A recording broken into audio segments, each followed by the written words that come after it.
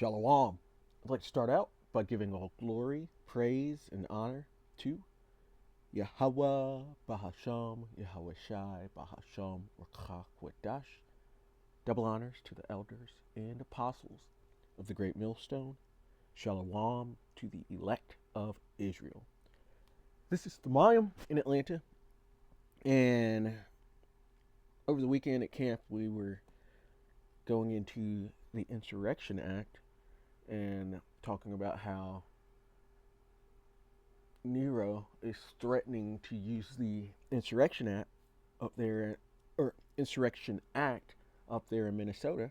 So let's take a closer look at it. So this is from BrennanCenter.org. This is the Insurrection Act explained. The vague and rarely used law gives the president broad power to deploy the military domestically, but it's not a blank check. Enacted in 1792, the Insurrection Act grants the president the authority to deploy the U.S. military domestically and use it against Americans under certain conditions. While there are rare circumstances in which such authority might be necessary, the law, which has not been meaningfully updated in over 150 years, is dangerously overbroad and ripe for abuse. President Nero has threatened to invoke the Insurrection Act to deploy active duty troops in American cities if courts shut down his efforts to federalize and deploy National Guard forces under a different law. So this was back in April of 2022 when this was written the first time, but now he's bringing this up a whole nother time with Minnesota. It says, what is the Insurrection Act? The Insurrection Act authorizes the president to deploy military forces inside the U.S. to suppress rebellion or domestic violence or to enforce the law in certain situations. And since we just read that, let's go straight to the scripts because it mentioned rebellion. And the scripts mention that. So 2nd Ezra 15 and 2nd Ezra 15 and 16. For there shall be sedition among men and invading one another. And that sedition goes into rebellion or uprising. And this Insurrection Act is to put this down. It says, for there shall be sedition among men and invading one another. They shall not regard their kings nor princes. And these are your politicians, your judges, your president, that people aren't going to regard. It says they shall not regard their kings nor princes. In the course of their actions shall stand in their power. So there's going to be rebellion and uprising. But then you get to verse 17, the consequence of that rebellion and uprising, possibly the Insurrection Act. 17, a man shall desire to go into a city and shall not be able. For because of their pride, the cities shall be troubled, the houses shall be destroyed, and men shall be afraid. So, people uprise, they rebel, and then comes 17:18, where it's showing the consequences of that. A lockdown, martial law, possibly, Insurrection Act, possibly. We'll see. But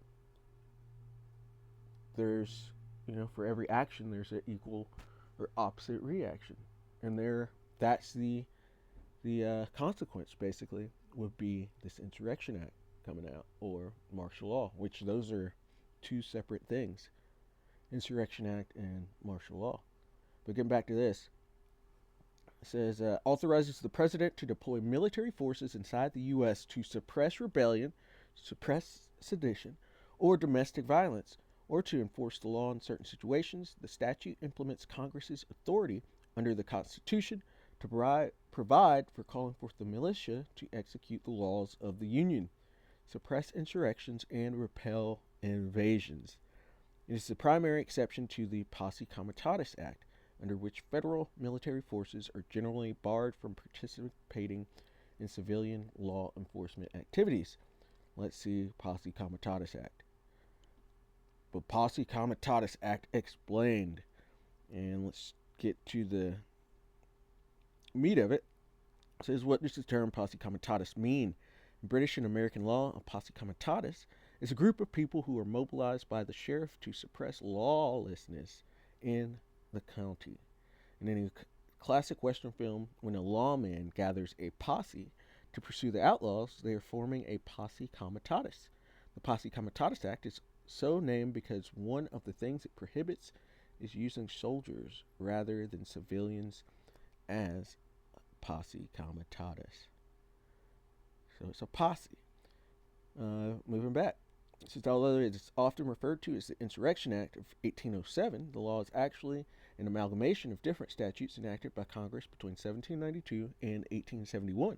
Today, these provisions occupy sections 251 through 255 in Title 10 of the U.S. Code. What does invoking the Insurrection Act allow the president and military to do? It says, under normal circumstances, the Posse Comitatus Act forbids the U.S. military, including federal armed forces and National Guard troops who have been called into federal service, from taking part in civilian law enforcement.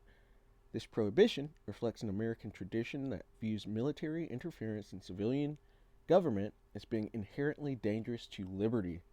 Invoking the Insurrection Act temporarily suspends the rule and allows the president to deploy the military to assist civilian authorities with law enforcement. That might involve soldiers doing anything from enforcing a federal court order to suppressing an uprising against the government. Of course, not every domestic use of the military involves law enforcement activity.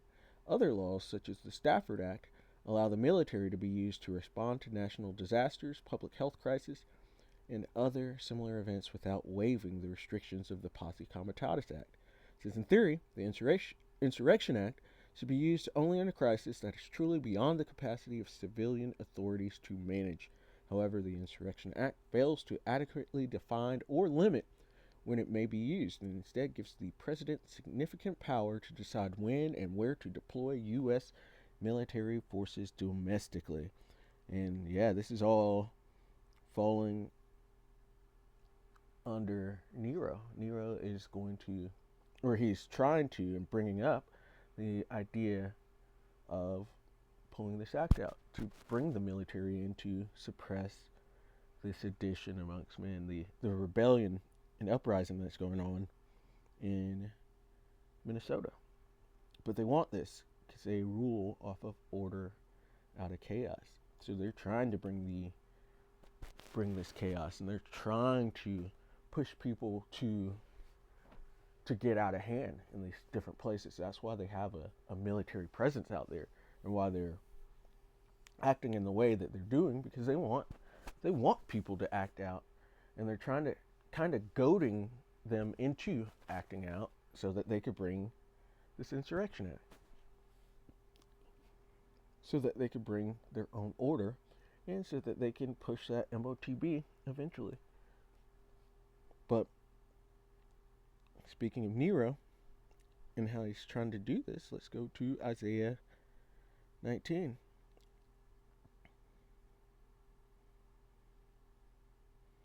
Isaiah 19, and actually, let's just start at 1. This is the burden of Egypt. Behold, the Lord rideth upon a swift cloud.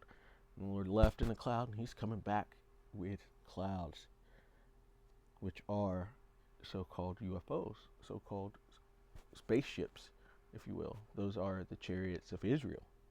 It says, and shall come into Egypt. Egypt, it's not speaking of ancient Egypt, it's speaking of America. You could go to Revelation 11, and it speaks of that great city known as Sodom and Egypt. And it says, and the idols of Egypt shall be moved at his presence, and the heart of Egypt shall melt in the midst of it. And I will set the Egyptians against the Egyptians. It's really the Babylonians against the Babylonians, or these Americans versus these Americans, because it's all speaking of America. And I will set the Egyptians against the Egyptians, or the Americans against the Americans, and they shall fight everyone against his brother, and everyone against his neighbor, city against city, and kingdom against kingdom. There will be civil war, there will be world war, but this is speaking to that civil war that is to come. And you could already see that there's too much division between people for there not to actually be civil war. And something like this would bring the Insurrection Act. And then a step further is martial law. Martial law is kind of the the last action that you would do to try to keep society going. It says, "And the spirit of Egypt shall fail in the midst thereof, and I will destroy the counsel thereof." And you see, this wisdom is gone. His wisdom vanished in Teman. It says, "And they shall seek to the idols, and to the charmers, and to them that have familiar spirits, and to the wizards." Their witchcraft and their enchantments are failing them. They're not able to fool the people as they once were. It says, "And the Egyptians will I give over into the hand of a cruel lord." And that's looking like it's God Emperor Nero right now. He's already he wants to have troops on his own citizens. He wants to bring in this Insurrection Act. And he is under his hand, life is becoming hard for most people. He's that cruel lord. "And the Egyptians will I give over into the hand of a cruel lord, and a fierce king shall rule over them, saith the Lord of hosts. And the waters shall fail from the sea, and the rivers shall be wasted and dried up, and they shall turn the rivers far away, and the brooks of defense shall be emptied and dried up, the reeds and flags shall wither." Yeah, we are watching the fall of Babylon, the fall of America, and we should be on the lookout for this Insurrection Act to possibly be put into place. We should be on the lookout for civil war. It's coming, and World War III and the MOTB, and on the lookout for deliverance, because that is coming. Yahushua is coming back soon. So, Lord willing, that was edifying. I'd like to give all glory, praise, and honor to Yahweh, Bahasham, Yahweh Shai, Bahasham, Rakach, Wadash. Double honors to the elders and apostles of the great millstone. Shalom to the elect of Israel. Shalom.